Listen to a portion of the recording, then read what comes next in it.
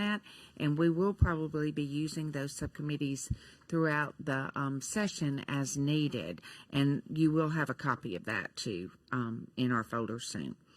I am going to start with the second bill to honor Chairman Garrett's time, and if called to the floor, House Bill 73 by Chairman Garrett. Thank you very much, Mr. Chairman. I think that you've got a new committee here. I was hoping to see how they function when they responded to you, but I'll be the guinea pig here for the committee. How about that? It was an honor to be here today. The bill I have before you is a bill that really I think is the first bill that I think is a logical start for the discussion that we're going to be having ultimately this session about school choice. We've all heard about that in the media. I'm sure from some of our constituents, a lot of our colleagues are talking about school choice and what that means. That's a discussion I think we're going to have. This bill really just, I think, is the beginning point to say, where are we now? There are already some school choice options that are available in Alabama. People really don't understand that. People don't know what they are. And what this bill would basically require is that all systems would have to have a policy regarding open enrollment, and to state what that policy is, and to put it on their website or make it part of their public information. So, for example, right now we're asking, most systems do have a policy about open enrollment, but not all do. This would basically require as a baseline that everyone have a policy. Your policy might be a local level that we do open enrollment. It might be we do open enrollment on a case-by-case basis. And they might specifically say, for example, in certain cases where we have faculty members that have students, children here, we may allow them to be involved if they're out of district. Or it may be you've got a lot of athletic type issues, but just maybe case by case, we allow it our case by case and define what that policy is. Or they may say we don't do open enrollment, and that's simply just what it. But say what it is, publicize it, and that's really what the bill does. It requires that you just have a policy that says when you allow students to transfer within your district or enroll in your district if they live out of your district or from another district. So I would say it's a baseline, it's education for the public, and it's transparency. I do have an amendment that just is a wording clarification, but other than that, I'll be happy to answer any questions. Before we get there, I appreciate it very much. I know I spoke with the sponsor early because of the separating and including charter schools, which all have open enrollments, and they publish, but all he's doing is asking them to do exactly what they did. And so does anyone have any questions right now for Representative Garrett? I don't have a question. Okay. Representative Drummond. Representative Garrett, I wanted to thank you for bringing this bill, because I know where I come from, there are a lot of options, choices for people to make right now, and they probably don't have knowledge that they could do those things. So having that published and giving parents an opportunity to see what choices exist now, I think that's wonderful, and to do it uniformly is even better. And I have to say, I talk to a lot of education folks, and this is the first time, and I've been here now going on 9 years, that I've had everybody on the same page. So thank you for that. Well, thank you. One thing I probably shouldn't say, because it looks like I'm kind of ahead, but just to say, just in full transparency, I think right now under the Accountability Act, for example, if there's a school that's a failing school, those parents are notified you have other options. Nobody ever does that, or I say nobody. It's very rare that people actually take advantage of that. Now, is that because they don't know, or is that because there's some other reasons? But the point is, I would expect that a policy would basically say, open enrollment, we're going to comply with the Accountability Act. So if you're in a failing school, you can go to another district. But they need to address that, I think, in just a way of letting people know that's options available. I always think transparency is a great thing. Representative Baker.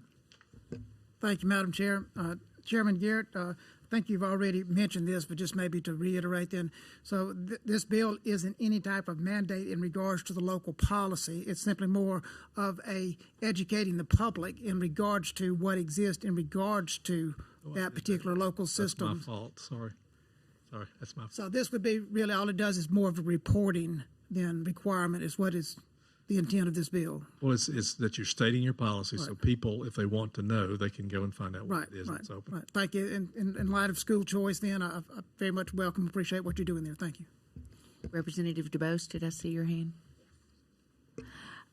Yes, I have a question, Representative Garrett. In your experience, I'm assuming that you may have looked through some of these policies, the different school districts. Do some of them include a fee if you want to change from one school to another or one district to another? There's a fee, and that would have to be stated as well. Yeah, some will require tuition payment or something like that, yeah. Okay. Any other questions? Did I hear a offer of the amendment? So Representative moved. Baker. A motion to adopt the amendment. Would you like to explain the amendment, Yeah, Chairman? Says that the wording is regard to qualifying residency status as in accordance with the policy. This just changes in accordance with as permitted by. I'm happy with that change. Any questions?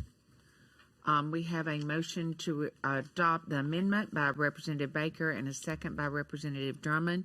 No questions? All in favor, say aye. Aye. Any opposed? The bill is amended. Do I hear a motion? Representative Estes. Yes, Madam Chairman, I would like to make a motion for a favorable report on the bill as amended. Thank you. Representative Daniels has seconded. Any other discussion? All in favor, say aye. Aye. Any opposed? The bill is as amended. Is given a favorable report. Thank you, Madam Chairman, and the committee is for your indulgence and your support. I'm going to sit here. That's all right. For committee members, this is going to be a little bit different. We're going to start is that I'm going to stay here if that's all right with everyone. Because I have the next bill, but because it's my bill, I'm going to turn the gavel over to our Vice Chair Baker. Thank you, Madam Chair. Next on our agenda, we have HB 109, Collins. Thank you very much. This is a bill that we saw last year. It's the one I call our workforce bill. Workforce Council had 9 recommendations for the legislature for workforce needs, and this incorporated 8 of them. It is 3 different acts. It is, first of all, the credential registry, which would let that workforce council and a subgroup of that determine what are the credentials of value that lead to good paying jobs, and they would then, the department would make a list of those that would be eligible, and so it would set up that credential registry. It would the first act. The second act sets up the career pathways using the Atlas system so that students and their families can look at their region and see what are the high demand in need jobs that are open in their area. What does it take to qualify for those positions? Does it take a 4-year degree? Does it take a credential? They can look at that. My goal, as I told someone this morning, and I guess I liked it so much when I said it then, I'm going to say it again, is that we have such a low workforce participation rate in Alabama. So I hope not only our students will use that, but their families might use that, and that would be a plus. And then the last part of the act is it's the College and Career Readiness Act, and it actually just codifies what the state board did this past summer to require for graduation a student to have a college or career indicator in order to graduate. It speeds up the date. I had some students, I met with a couple of different high schools, and they were all assuring me that if they had known by the time they were sophomores, they could be ready to graduate. And so that's why my date is a little faster, but that basically any of the indicators we use on the state report card, which would be to show you're college ready, it would be scoring a benchmark score on the ACT, graduating IB, International Baccalaureate, successful 1 through 3 with your AP course, or dual enrolled. So those would be indicators that show you're ready for college. Indicators that show you're ready for career would be getting one of those credentials I just mentioned, having a career tech focus, passing with a silver or gold standard on your work keys, military ready. Those are some of the indicators that show that you are career ready. That's what this bill does, and I'm happy to answer any questions. Are there any questions of the bill sponsor? Representative Estes. Thank you, Mr. Chairman. I'm going to throw myself at the mercy of this committee and apologize up front because as a co-sponsor of this bill, I should have already asked this question, but I just wanted to clarify a point. On page 11, line 296 and the 4 lines that follow, it talks about commencing in the next school year. And I want to clarify, does that mean that, and I think I understand what it says, I just want to clarify, it means it starts with next year's seniors, or are we starting this like we do a lot of things at freshman classes and phase that in over that 4-year period? No, that's what I was just referring to. It doesn't start as freshmen and phase it in. It would start the class graduating in 24-25, so not next year, but the following year. Okay. So they would have, as sophomores, they would know they needed to be ready for college or ready for career. And the reason I say that is, to me, it's just tragic to think that we would graduate students that think because they have a graduation degree that they're prepared, but then to find out later on that they are not. And so I think the sooner we do that, the better. Well, I was thinking based on the comments you made and my interpretation of that, but I should have got with you off That's fine. to the side earlier and confirmed that. But just reading back through that a little bit this morning, I want to just clarify that point for those in attendance. Thank you. Any other questions? Representative Smith.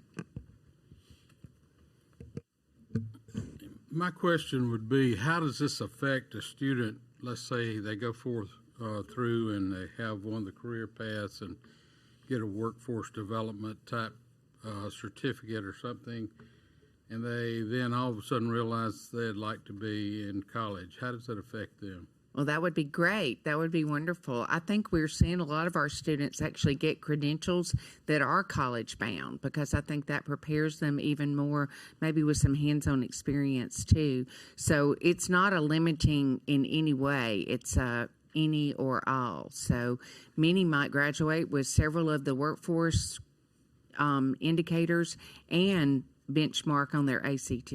So that would be just one or more credits they have to have. Thank you. Any other questions? Representative Fincher. Thank you, Mr. Chairman. Madam Chairlady, I had a couple of questions. The gist of this bill, there's one point where it says it would help us make, as policymakers, make better decisions. Yes. To have this information, this data collected and available. Is this also available to prospective workers and prospective employers? It is. Using that atlas, it's going to be an online, it's a free system. People would be able to see it. Okay. Workforce would be able to see how many students, they're not going to see individual students, but they would know numbers of how many students were maybe in line to get the credentials they're going to need. So that could be positive for workforce. Families could see it so they could see how they could use it.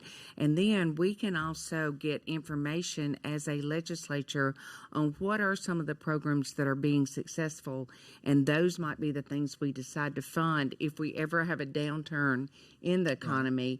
We know that this is successful. We have data that shows it is. So, can numbers be used for specific students or specific workforce personnel that they could be contacted if an employer inquires? Right, not at all, because it's all de-identified. That was one of the things in the bill. Everything is de-identified, so no one would ever know any individual.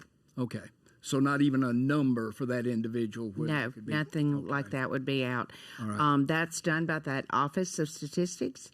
They are actually matching. They're already doing that. We have federal funding that set that up, and we have memorandums of understanding that are connecting it. And so only that small, and there's actually, if there was ever any breach of any kind, then there's federal felony penalties for that. So this would not, if I was an employer, this would not provide me with the information to pinpoint someone in my area that was credentialed in a manner that I needed. So that's no, part it of would not be that. No, and that would have dangerous repercussions. So okay, if they were hidden behind numbers, I didn't know if it would. Good question, though. Thank you. Thank you. Any other discussion? All right. Do I hear a motion? A motion to give the bill a favorable report by Representative Drummond, second by Paramore. Any further discussion? Then all in favor say aye. Aye. Any opposed? With that, then, HB 109 has been given a favorable report. Chairman Collins, Chairwoman Collins, I turn the gavel back over to you. Thank you. I want to say great job, everybody, with our first real committee meeting. It's good to have all of you here. I'm so excited. If you've got questions as we move forward, please let me know. Otherwise, we are adjourned.